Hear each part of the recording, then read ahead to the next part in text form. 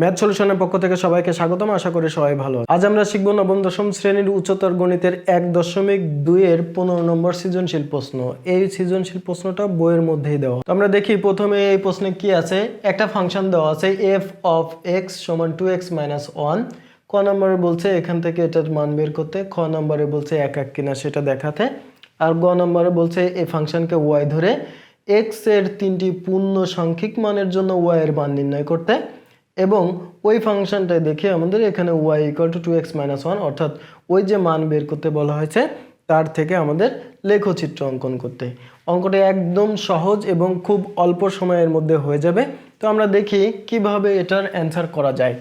এখানে ক নম্বরে কি দেওয়া আছে, ক নম্বরে বলছে যে ফাংশনটা দেওয়া আছে আমরা সেই ফাংশনটা একটু লিখে নিই। দেওয়া আছে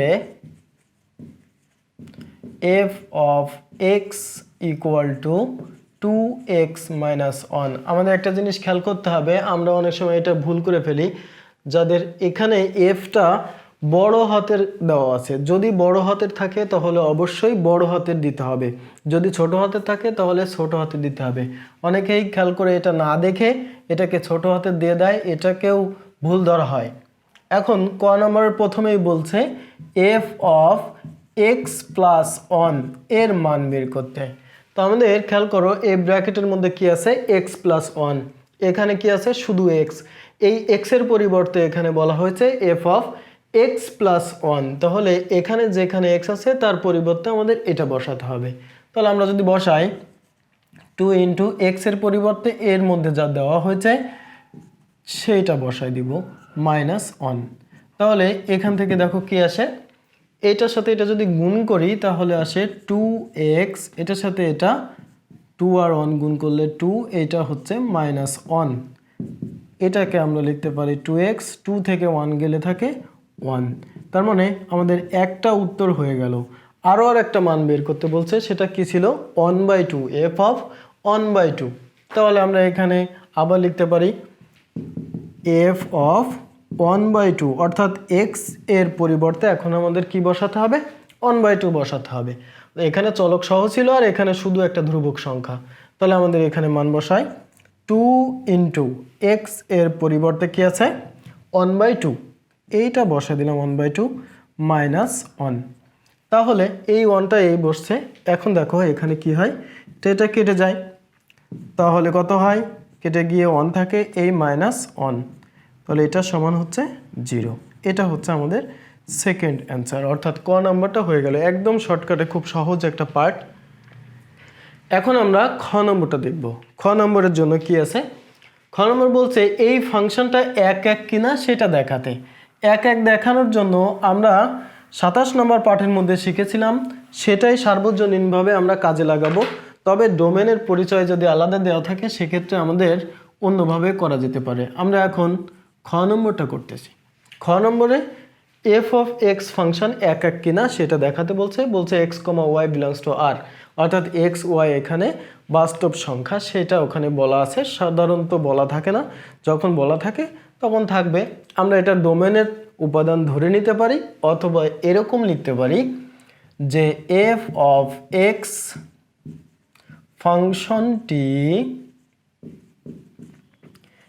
এক এক হবে যদি ও কেবল যদি এখানে যে চলকগুলো থাকবে সেগুলো বাদে অন্য কোনো চলক নিয়ে আমরা কাজ শুরু করব। যদি f of a সমান f of b হলে a সমান b হয়। এটা না লিখে অনেকে এটাও লিখতে পারো যে a b belongs to r হলে, বা ডোমেনের উপাদান a আর b হলে ধরি, এটা তাও হয়। আবার আমরা যদি এভাবে লিখি তাও হয়। এক একজন এক একভাবে লিখে আমরা যে কোনো একটাকে লক্ষ্য করে কাজ শুরু করব, অর্থাৎ একটাই শিখবো, দুটো একজনের শেখার দরকার নেই। আমরা এই ফাংশনটা ধরে নিব, এটা আর এটা, এই চলক আর এই চলক দেখো আলাদা, এটা সমান ধরে নিয়ে যদি আমরা চলক দুইটা সমান প্রমাণ করতে পারি তাহলে বলতে পারবো এটা এক এক। আর যদি না হয় তাহলে এক এক না। তাহলে আমরা লিখব ধরি এফ অফ এ সমান এফ অফ বি। খেয়াল করো আমরা এখনও কিন্তু বড় হাতের এফ ইউজ করতেছি, এখানে ছোট হাতের এফ দেওয়া যাবে না।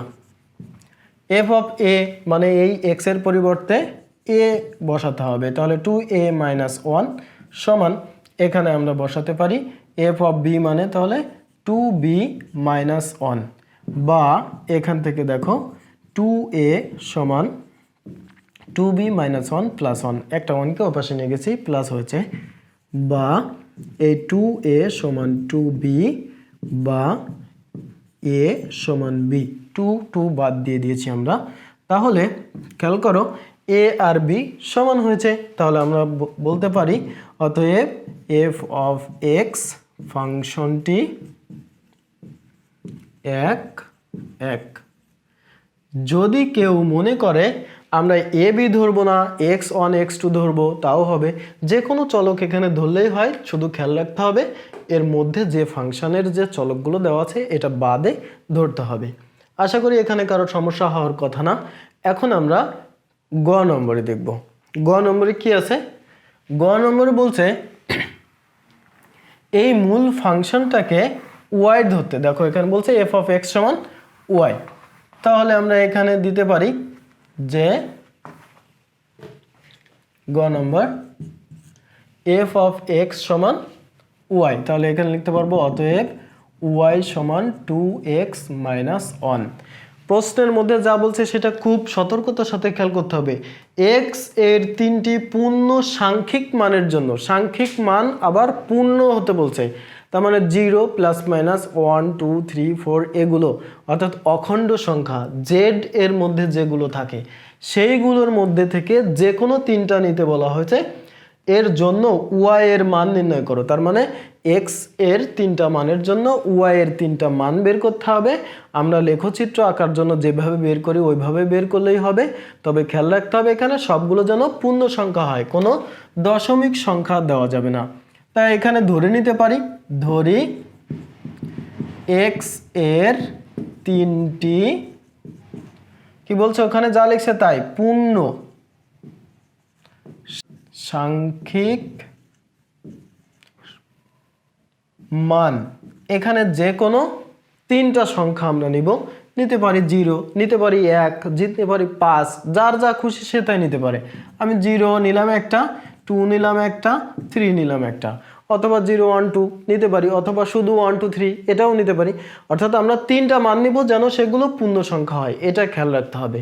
এটা দিয়ে যদি আমরা এখানে বর্ষায় দেই এক্স আর ওয়াই, তাহলে এরকম একটা বক্স দিলাম, এটা এক্স এটা ওয়াই, এখানে আমরা ওই সংখ্যা 3টা বসায় দিলাম।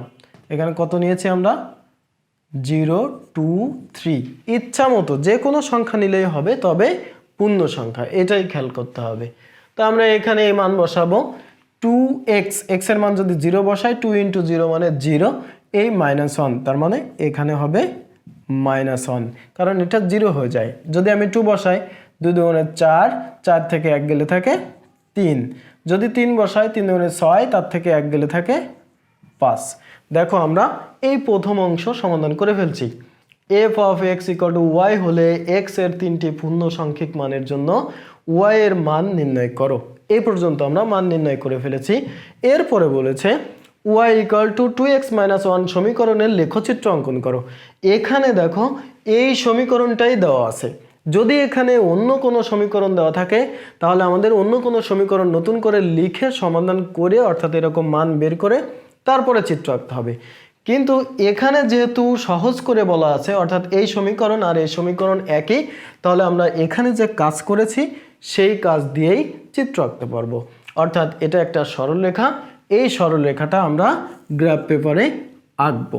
আঁকার জন্য কি করব, এক্স অক্ষ ওয়াই অক্ষ ধরে নিব। লেখার সময় লেখার বর্ণনাটা এরকমই হবে, এক্স ও এক্স ড্যাশ এবং ওয়াই ও ওয়াই ড্যাশ অক্ষকে যথাক্রমে এক্স ও ওয়াই অক্ষ ধরে বা বিবেচনা করে পাই। এরপরে আমরা লিখতে পারি স্কেল নির্ণয়টা সবচেয়ে গুরুত্বপূর্ণ, যে প্রত্যেক এক্স অক্ষ বরাবর বা সরাসরি লিখতে পারি গ্রাফ কাগজে এক বর্গের বাহু বা এক বর্গ ঘর বর্গের বাহু সমান এক একক। আমরা এইভাবে ধরে ঘর গুণে এই বিন্দুগুলো বসায় দিব। এক একক ধরে যে বিন্দু পাচ্ছি 0, -1, এই যে 2, 3, 3, 5 বিন্দুগুলো গ্রাফ পেপারে গ্রাফ কাগজে বসিয়ে যোগ করে y এই যে 2x - 1 সমীকরণের লেখচিত্র অঙ্কন করি।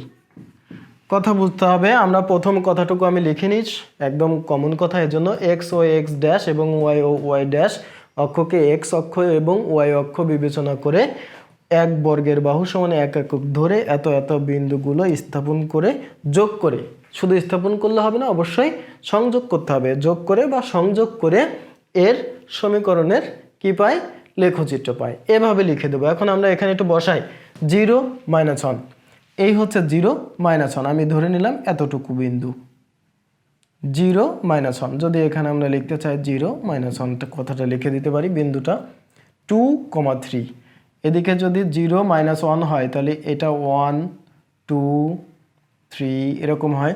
তাহলে 2, 3, এদিকে 2, এদিকে 3, একটু বেশি দিলাম।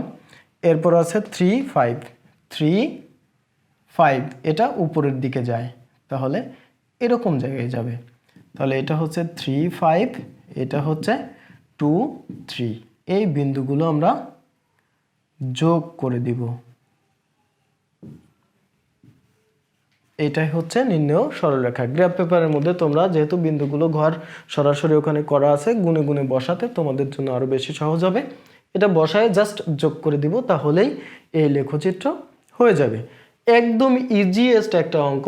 এই অঙ্কটা আমরা করার জন্য একটা জিনিস খেয়াল করব, যে আমাদের সবচেয়ে যে ভুলটা সবাই করে সেটা হচ্ছে এই এফটা ছোট হাতে দিয়ে দেয়।